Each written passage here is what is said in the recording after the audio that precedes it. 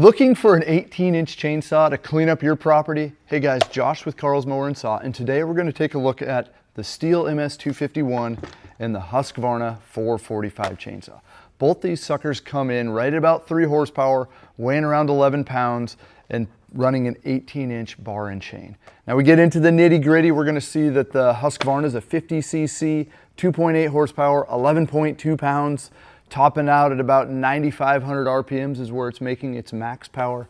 And the STIHL MS 251, again an 18-inch bar, is a 45cc versus a 50, is putting out 3 horsepower versus 2.8, is running an 18-inch bar, yeah we know that, and weighing 11 pounds versus 11.2, and max power is somewhere around 10,000 RPMs.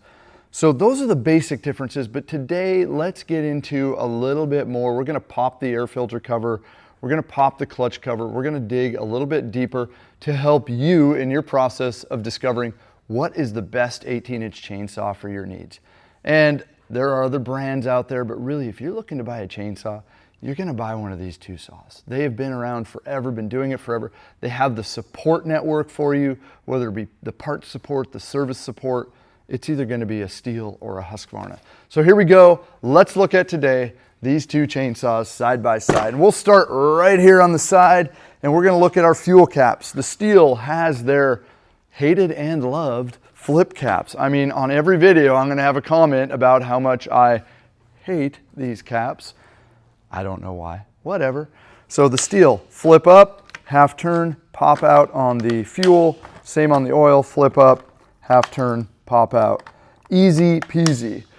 Husqvarna a couple years ago went to something similar where we pop it open, but actually it is now just a full screw out like they're old. The reason for this is it's something easier to grab onto and twist versus taking your bar wrench and putting it in a slot and stripping it out. We sold all kinds of caps because they were broken from that. And the same thing with STIHL. So they have similar caps. Some people are going to like this and hate it. Same thing with this. I've actually seen where people with pressure on the tank have broken off this tab because it can be a little weak. So make sure on that you grab low down, that you don't grab up high. That'll help you from breaking something off. While we're here, if you look, the Husqvarna has a primer and the STIHL has no primer. What does that mean? Well, with the Husqvarna, having that primer system is going to actually mean easier starts after it's been sitting. So easier cold starts versus a STIHL. Why does it start easier? With that primer, I'm sucking the fuel up out of the tank and getting it to the carburetor. So I'm getting the fuel to the place of delivery, where it needs to be. With the STIHL, I'm relying solely on the choke to get the fuel to the carburetor, sucking it up, causing it to fire. So on a STIHL, you're gonna talk about starting in 3 to 4 pulls. On a Husqvarna, it's usually on that second pull that it's starting. Okay, so on cold weather, a cold start, a Husqvarna is gonna start a little easier. Flipping them on their sides so we can take a look underneath. The Husqvarna runs a spring anti-vibration system, as does the STIHL. So both these saws are very smooth operating. The vibrations you're gonna get in your hands are gonna be at a lower level than some of the classic chainsaws that ran a rubber buffer. Now, I think this is where we get into some of the differences. Let's take off the side cover. Both of them you'll see are a single bar nut. The Husqvarna is running a 13 millimeter bar nut, so a 1/2 inch if you're using the, what do they call that, the Imperial system? Ooh, that sounds like we're kind of cocky with that word, but the Imperial versus the metric. And the STIHL is using a 17 millimeter, so a little larger bar nut. Whether that makes a big difference, maybe if you drop it when you're out cutting in the woods, it's harder to lose. There's a good reason to have that larger one. Okay, covers off on both. Did you see I fought that cover a little bit? And that's something we do see as a difference on the two chainsaws. So if you look side by side, you're gonna see bars and chains. They're both running a 0.325 chain. They're both running a 50 gauge chain, so very similar, different number of drive lengths. But look here, here's my sprocket on the STIHL. It is right in line with the bar. It's easy access, so this is called an inboard clutch / external sprocket. much easier to put bar and chain on, much easier to replace sprocket as sprocket wears. So we come over to the Husqvarna and you look, you're gonna have your clutch external. So it has an external, an outboard clutch, and then an internal sprocket. Meaning when I go to put chain on, I have to go behind clutch to get chain on. Now, what is the advantage of each? Why would, if STIHL is so much easier, why would Husqvarna do something as dumb as putting your clutch on the outside? And there's a couple reasons that they state. Their biggest one is they're saying we're moving heat. Clutches are heat, they run hot. They're creating that heat that's gonna be harder on chainsaw or an engine. So I'm moving the heat away from the engine to allow it to run cooler, to therefore extend the life of the chainsaw, the whole engine as a whole. On the STIHL, they're saying, okay, we get it, but we're not seeing that as a problem. And they're right, we do not traditionally see that as a problem. The other reason is by moving that clutch out, it kind of changes a little bit of the gyroscopic effect. The saw is less likely to twist and just balances out a little bit better. So those would be what I've experienced, what I've heard. I'm sure maybe, hey, if you have a Husqvarna chainsaw, comment on why you think this external clutch is better versus the STIHL setup. And I would say there's one more. What? Just came to me. The Husqvarna brake is in the cover. So here's my clutch cover. This is my brake band. The STIHL brake is in the body of the saw. So you can't really see it, but when I engage this brake, boom, it's in here. There's this little spring that's wrapping around the clutch drum. So the bad news is you fire up your STIHL chainsaw, you got the brake on, and for some reason you don't know that you have to disengage the brake before you start cutting, and you're just roasting that clutch, and the chain's not spinning, and you keep going while I'm building up heat, and I have seen this housing melt, and now we have a terrible problem.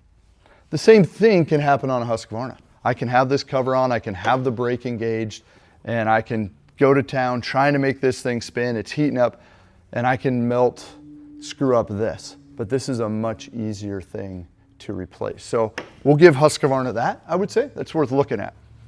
Looking at putting the bar and chain on the saw. On the Husqvarna, very easy. Set the bar on the studs, kind of pull it out to take the tension out of the chain. And this is my chain adjuster pin right here. So when I drop this on, it is a little tricky. That hole, see that hole?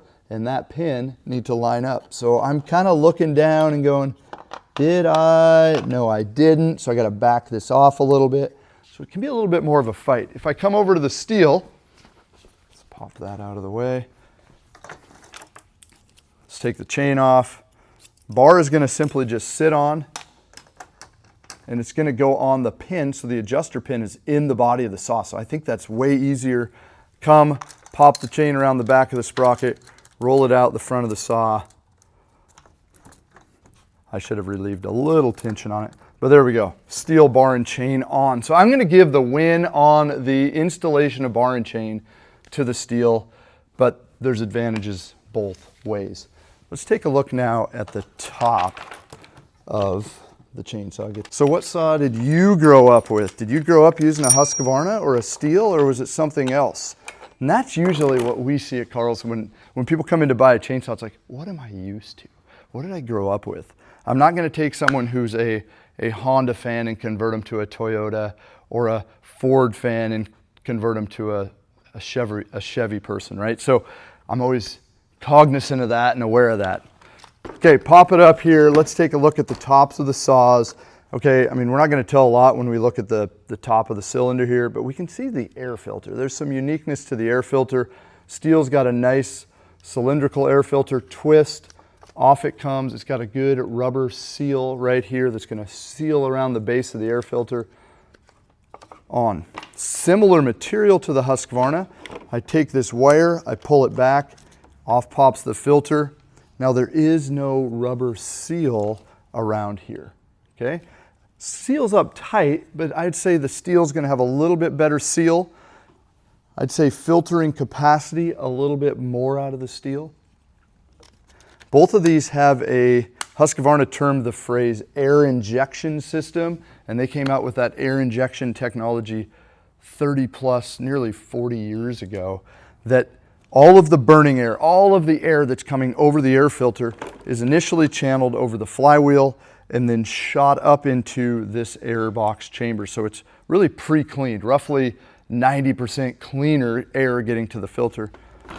STIHL has done a very similar thing today, where when this cover goes on, this area is all sealed off, and again, the air, the burning air, is pulled over the flywheel and channeled to the air filter. So both of them should have a good long filter life.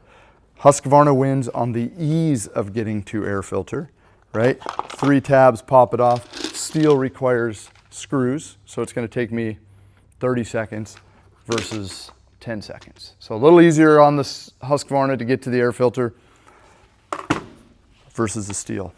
There we go. What else do we need to know? I want to go over one other thing on the Husqvarna. We talked about the primer and the starting. Simply to choke, you pull out this lever, pop up, it's on choke. I'm going to pull it once, it's going to fire, pop it down 1 notch, it's going to start. Click the trigger, it returns to run. You kill it, it shuts off, it comes back to run. STIHL, their master control lever, which Husqvarna kind of copied, right? It's amazing how these 2 saws go back and forth. This gun has this technology. How do we beat it? All the way down is choke. I'm going to pull this 2 or 3 times. It's going to pop. Manually move it up 1 notch. This is where it's going to start. It's going to be at that high speed. Click the trigger, return to idle to run, and then up to kill it. You notice the Husqvarna, I shut it off. It returns to start, to run. The STIHL, I have to manually move it back. So if you're a person who's doing some cutting and then you shut it off and want to pull the rope again and you're doing that often, the Husqvarna is just going to save you that one quick step, which may lead to some frustration if you forgot to turn your STIHL on. Which one's for you, the STIHL MS 251 or the Husqvarna 445? I'd say get into Carl's Mower and Saw and put them both in your hands. Which one feels better to you? Stop by the experts. Let us help you get the right saw for your needs. We look forward to seeing you soon at Carl's Mower and Saw.